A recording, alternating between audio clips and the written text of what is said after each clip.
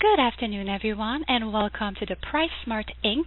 Earnings Release Conference Call for the first quarter of fiscal year 2024, which ended on November 30th, 2023. After remarks from our company's representatives, Robert Price, Interim Chief Executive Officer, and Michael McCleary, Chief Financial Officer, you will be given an opportunity to ask questions as time permits. As a reminder, this conference call is limited to 1 hour and is being recorded today, Wednesday, January 10th, 2024. A digital replay will be available following the conclusion of today's conference call through January 17th, 2024 by dialing 1-877-674-7070 for domestic callers or 1-416-764-8692 for international callers, and by entering the replay access code 833282, followed by the pound key. For opening remarks, I would like to turn the call over to PriceSmart's Chief Financial Officer, Michael McCleary. Please proceed, sir. Thank you, Operator, and welcome to PriceSmart Inc.'s earnings call for the first quarter of fiscal year 2024, which ended on November 30th, 2023. We will be discussing the information that we provided in our earnings press release and our 10-Q, which were both released yesterday afternoon, January 9th, 2024. Also in these remarks, we refer to non-GAAP financial measures. You can find a reconciliation of our non-GAAP financial measures to the most directly comparable GAAP measures in our earnings press release and our 10-Q. These documents are available on our investor relations website at investors.pricesmart.com, where you can also sign up for email alerts. As a reminder, all statements made on this conference call, other than statements of historical fact, are forward-looking statements concerning the company's anticipated plans, revenues, and related matters. Forward-looking statements include, but are not limited to, statements containing the words expect, believe, plan, will, may, should, estimate, and some other expressions. All forward-looking statements are based on current expectations and assumptions as of today, January 10th, 2024. These statements are subject to risks and uncertainties that could cause actual results to differ materially, including the risks detailed in the company's most recent annual report on Form 10-K, the quarterly report on Form 10-Q filed yesterday, and other filings with the SEC, which are accessible on the SEC's website at www.sec.gov. These risks may be updated from time to time. The company undertakes no obligation to update forward-looking statements made during this call. Now I will turn the call over to Robert Price, PriceSmart's Interim Chief Executive Officer. Thank you, Michael. I also want to express my sincere thanks and appreciation to our employees, both here in the United States and in the countries where we operate our business.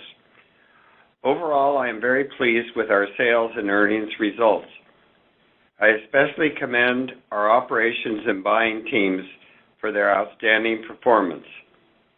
I also want to highlight our December sales. $511 million, the highest sales month in our company's history. These record sales were made possible by the coordinated efforts of our buyers, PriceSmart Club employees, and our logistics team members. Finally, I would like to congratulate our longtime team member, Paul Kovaleski, on his recent appointment as Executive Vice President and Chief Merchandising Officer of PriceSmart. Now, Michael will continue with his presentation. Thank you, Robert. We had a strong first quarter, as both total revenues and net merchandise sales exceeded $1.1 billion. Net merchandise sales increased by 10.7%, or 6.8% in constant currency, and comparable net merchandise sales increased by 8%, or 4.3% in constant currency. By segment, in Central America, where we had 29 clubs at quarter end, net merchandise sales increased 11.3%, or 6.4% in constant currency, with a 9.1% increase in comparable net merchandise sales, or 4.3% in constant currency. All of our markets in Central America had positive comparable net merchandise sales growth, Our Central America segment contributed approximately 550 basis points of positive impact to the growth in total consolidated comparable net merchandise sales for the first quarter. This segment includes 2 new clubs following the opening of our 3rd warehouse club in El Salvador in May 2023 and our 6th warehouse club in Guatemala in November 2023. In the Caribbean, where we had 14 clubs at quarter end, net merchandise sales increased 6.4% or 8.6% in constant currency, and comparable net merchandise sales increased 6% or 8.2% in constant currency. Our Caribbean region contributed approximately 180 basis points of positive impact to the growth in total consolidated comparable net merchandise sales for the quarter. In Colombia, we had 10 clubs open at the end of our first quarter, following the opening of our El Poblado club in Medellin on September 1st. Net merchandise sales in Colombia increased 19.3% or 4% in constant currency, and comparable net merchandise sales increased 7.1% or decreased 7.2% in constant currency. Colombia contributed approximately 70 basis points of positive impact to the growth in total consolidated comparable net merchandise sales for the quarter. In terms of merchandise categories, when comparing our first quarter sales to the same period in the prior year, our foods category grew approximately 7%, our non-foods category increased approximately 9%, our food services and bakery categories increased approximately 7%, and our health services, including optical, audiology, and pharmacy, increased over 600%. Membership accounts grew 3.8% versus the prior year to 1.82 million accounts, with a 12-month renewal rate of 87.4% as of the end of our first quarter. Platinum membership accounts are 9.3% of our total membership base as of November 30th, 2023, an increase from 7.9% as of November 30th, 2022. Membership income for the first quarter was $17.7 million, an increase of 11.7% over the same period last year. In the first quarter of fiscal year 2024, we raised the annual membership fee for 2 cards by $5 for all membership types in most markets. We expect these fee increases to also take place in most of the remaining countries on a staggered basis during the remainder of fiscal 2024. Total gross margin from net merchandise sales increased $15.9 million, or approximately 9.6% versus the same quarter of the prior fiscal year, with a slight decrease in rate from 16.2% to 16.1%, primarily from the removal of our COVID premium and reduction of our FX premium. During the quarter, our average sales ticket grew by 2.3%, and transactions grew 8.2% versus the same prior year period. The average price per item increased approximately 4.5% year over year, with average items per basket decreasing approximately 2.2% compared to the same period of the prior year. Total SG&A expense increased to 12.5% of total revenue for the first quarter of fiscal year 2024, compared to 12.3% for the first quarter of fiscal year 2023, primarily due to higher compensation and IT spend.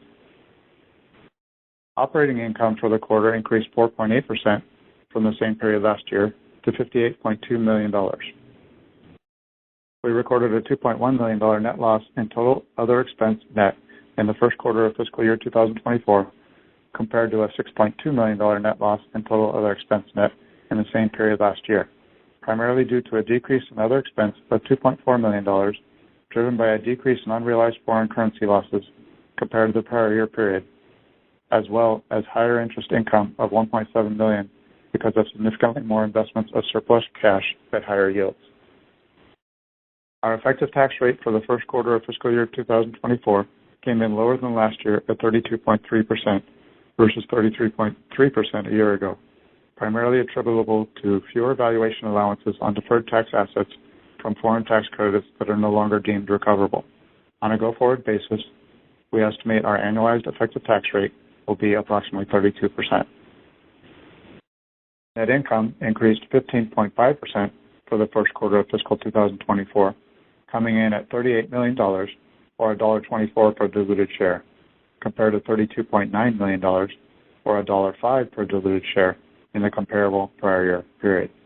Adjusted net income, which was the same as net income for the first quarter of fiscal year 2024 increased 8.6% to $38 million, or an adjusted $1.24 per diluted share, compared to adjusted net income of $35 million, or $1.12 per diluted share in the comparable prior year period. Adjusted EBITDA for the first quarter of fiscal year 2024 was $77.8 million, compared to $75.2 million in the same period last year. Moving on to our strong balance sheet, we ended the quarter with cash equivalents, and restricted cash totaling $186.9 million. From a cash flow perspective, net cash provided by operating activities totaled $41.1 million for the first quarter of fiscal year 2024, compared to $30.5 million for the same prior year period. Shifts in working capital generated from changes in our merchandise inventory and accounts payable positions for the first quarter of fiscal year 2024 contributed $16 million of cash flow compared to the same prior year period. Average inventory per club decreased by approximately $200,000, or 2%, and inventory days on hand decreased by approximately 4 days, or 7%, for the first quarter of fiscal year 2024 versus the same period in 2023. The primary year-over-year driver of the decrease of inventory per club is from selling through the remaining portion of overstocked softline items carried over from fiscal year 2022, combined with efforts by our team to improve inventory management and flow. Net cash used in investing activity increased by $8.6 million for the first quarter of fiscal year 2024 compared to the prior year, primarily as a result of an increase in additions to property and equipment. Net cash used in financing activities during the first quarter of fiscal 2024 increased by $89.2 million, primarily from the finalization of our stock buyback program during the quarter and lower proceeds from long-term bank borrowings compared to the same period a year ago. When reviewing our cash balances, it is important to note that as of the end of our first quarter, we had approximately $51.8 million of cash equivalents, and short-term investments denominated in local currency in Trinidad and Honduras, which we could not readily convert into U.S. dollars. Now on to our growth drivers. Starting with real estate, we are thrilled to have opened our Escuintla Club in Guatemala on November 30th, 2023. The Escuintla Club is our 6th club in Guatemala and our 53rd warehouse club overall. We are currently finalizing construction of our warehouse club in Santa Ana, El Salvador, which we plan to open in February 2024. This new club will be our 4th in El Salvador. Once this club is open, we'll be operating 54 warehouse clubs, and we are actively exploring additional locations as well. Additionally, we are currently remodeling several of our high-volume clubs, which are in San Pedro Sula, Honduras, Santiago, Dominican Republic, and Port of Spain, Trinidad and Tobago, as well as expanding one of our clubs in San Salvador, El Salvador. We also entered into a promissory purchase agreement to acquire our club in Villa Brazil, Panama, from our current landlord. Our Villa Brazil club is the club with the highest sales volume in our Panama market, and we are very happy that through this acquisition, we can lock in long-term certainty as to our access to and development of this key location in Panama. We expect to complete this purchase during our second quarter. Finally, we continue to actively seek ways to improve our distribution infrastructure to better serve our members, lower the net landed cost of our merchandise, and enhance operating efficiencies. In October 2023, we relocated our distribution center in Panama, more than doubling its size to approximately 120,000 square feet. Building on the success of our Costa Rica distribution center, we believe this new facility will allow us to drive more efficiencies within our distribution network by centralizing the receiving process from local Panamanian vendors, as well as for imported merchandise into this market. We are actively reviewing similar opportunities in other markets. Turning now to membership value. As we've highlighted in previous calls, our private label Members Selection brand continues to be a high-quality, good value alternative in these inflationary times. During the first quarter of fiscal year 2024, our private label sales represented 27.2% of our total merchandise sales. That's up 130 basis points from 25.9% in the comparable period of fiscal year 2023. In the first quarter of 2024, we launched nearly 100 new members selection items. We also continue to focus on health services.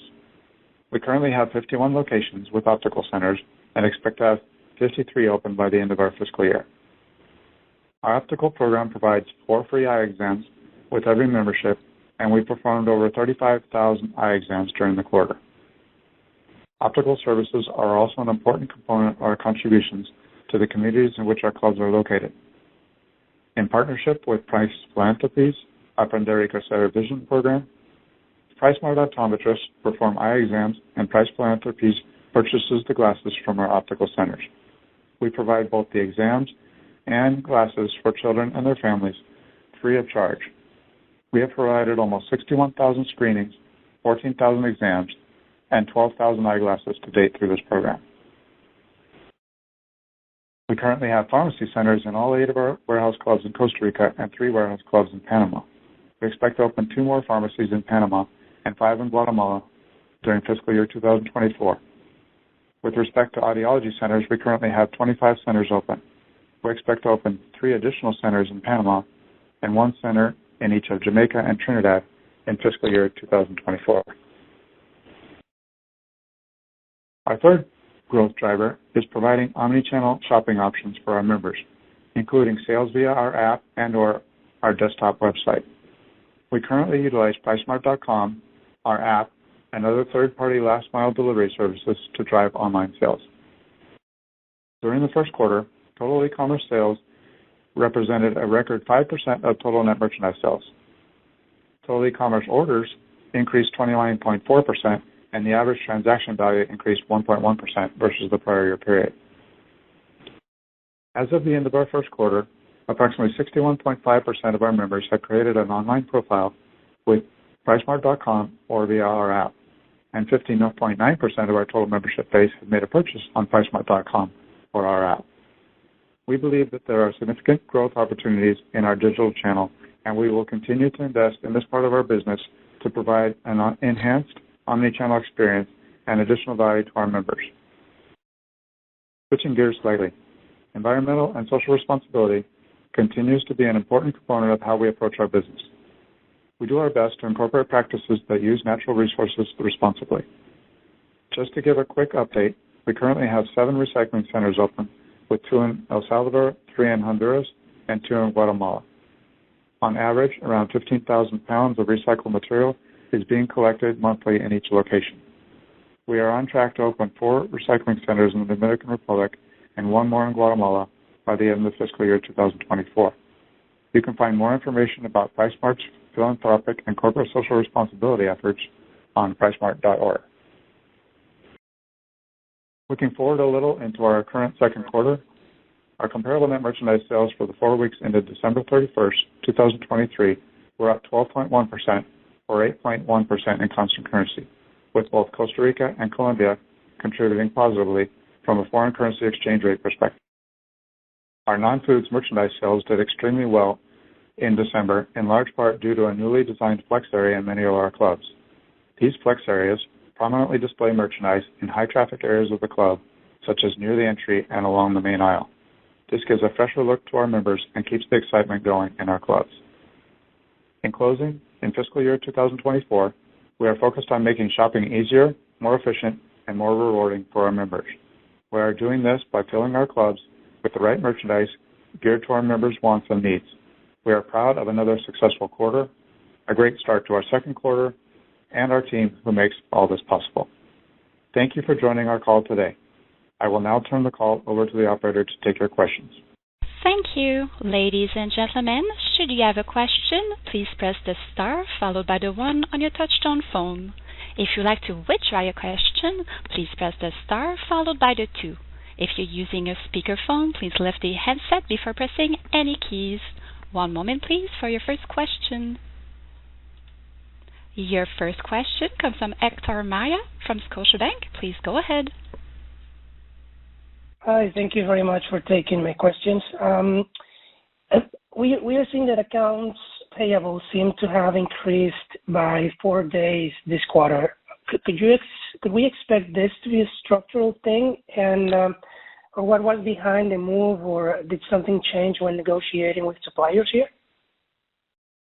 Hi, Hector. Yeah, good to talk to you. Yeah, I would say nothing in particular has changed. I mean, there's been a kind of, we measure kind of our AP to inventory ratios, kind of how we look at it overall. Obviously, we monitor terms too. But I wouldn't say anything specific has happened there. It could be just the timing of the flow of merchandise. But yeah, overall we're managing kind of our AP inventory ratio as a whole, and we have definitely seen improvements over the last year. Significantly higher during COVID when we asked for extended terms. We unwound a lot of that, and I think it's probably just more of a reflection of where our inventory is in the pipeline, which is pretty long, as you know. Got it. Understand. And could you also please walk us through your views on how the Colombian market could evolve during the year? I mean, I wanted to know if the dynamic during December and how it was, and understand if there was a trend change after the declining comparable sales in constant currency seen during the quarter. Well, on the sales in particular, you noticed that constant currency comparable net merchandise sales were slightly negative. We're negative during the quarter, but we do like to point out that we opened up our second club in Medellin on September 1st, so that's a contributing factor. In December, we gave the comp sales in total, but I mean all markets were positive comp sales in both U.S. dollars and constant currency for December. So I don't know if that's a trend for the rest of the year or not, but certainly bodes good. Robert, if you want to add anything about Colombia? No? Okay. Understand. And the last one, if you could share with us also if your view on further buybacks for this year has changed, or if no further movements on this are on the table. We'll be discussing all of those things at our board meeting that's coming up now, so I think it's premature. Got it. I understand. Perfect. Thank you very much. Thank you, Hector. Ladies and gentlemen, as a reminder, should you have a question, please press the star followed by the 1. Your next question comes from John Bratz from Kansas City Capital. Please go ahead. Good morning, Robert, Michael. Michael, sequentially, your gross margin improved from the fourth quarter, and in the 10-Q you mentioned that food and bakery margins were higher. Can you talk a little bit about the sequential improvement in margins in the first quarter? Yeah, I mean, I think we kind of have a similar conversation every quarter. I mean, there's a lot of moving pieces in margin, John, as you know, at any point in time, different dynamics in different markets going on, and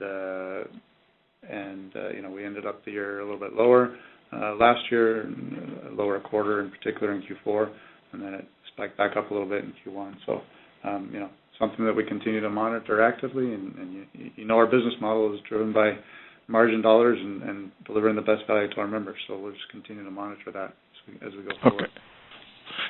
Have you made any pricing changes within Colombia? I know it's been a tough market there given the exchange rates and so on, and you had taken some pricing actions. Have those prices changed at all, or are this continuation of what you've seen? John, I would say that it's pretty much what it's consistent. We haven't really done much different than what we've been doing the last 6 months in terms of pricing. And I think that one of the things in Colombia, just to be aware of, with the elections that happened, they had, I think, really helped the country a lot in terms of outlook and everything. So I'm sure our sales have been good, and I'm sure everybody in Colombia is probably getting pretty good sales right now. But as far as margins, we're just hanging in there and trying to be as competitive as we can be. Okay. The new Medellin store, just opened up, any commentary on the performance of that store, and maybe also what impact it had on sort of cannibalization of the of sales from your other stores, and the impact on the Colombian comps in the quarter. I think overall the new one is doing pretty much what we thought it would do in sales. The one that was already there, which we call Las Americas, has actually performed sales-wise better than we thought. Okay. And lastly, how far along are you in terms of the membership price increase? I know you're going to stagger it through the year, but in the first quarter, have you 25% complete now? Yeah. So kind of we looked at this, market by market, because the dynamics of what's going on in different markets with some of the civil unrest we've had in some of our countries, and different factors that have come along during the year. So I think we got more than half from a cash perspective, not from a P&L perspective, obviously. From a cash perspective, as far as what we're charging, more than half of our clubs, we're charging the higher fee by the end of the quarter, and most of the rest of the countries are scheduled to be staggered in during Q2.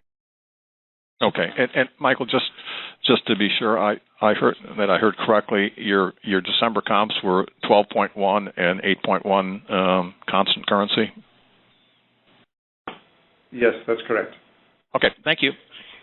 Okay, thank you, John. And there are no further questions at this time. I will turn the call back over to Michael for closing remarks. Okay, thank you, everybody. That wraps up our conference call for today. We hope you have a great day. Take care.